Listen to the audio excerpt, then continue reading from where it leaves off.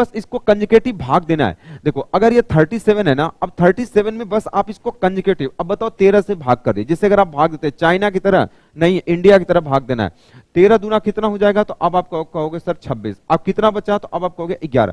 अब जो बचा है रिमाइंडर, अब इस वाले में भाग देते चले जाए। 13 में अगर आप भाग करेंगे तो 11 इकाई 11, अब फिर कितना बचा 2, और 2 का भाग 11 में करें। जो ये तब तक करते रहे जब तक रिमाइंडर 0 ना आ जाए। 2 5 कितना होगा 10। अब कितना बचा 1। अब 1 का भाग करिए 2 में, तो बताओ कितना, 1 2 कितना होगा 2। अब बताओ ये कितना हो जाएगा, तो अब आप कहोगे सर 0।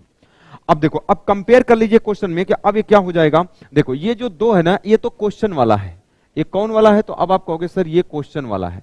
अब बताओ ये जो 1 है ना, ये x का मान है, और ये जो 5 है ना, ये y का मान है, और ये 2 जो है z का मान है। अब जो पूछा उसको बता दीजिए। क्वेश्चन में यही आपसे कहा कि x plus y plus z का मान, तो x का मान कितना है 1 है, और y का मान आपने कितना निकाला 5 है, और z का मान आपने कितना निकाला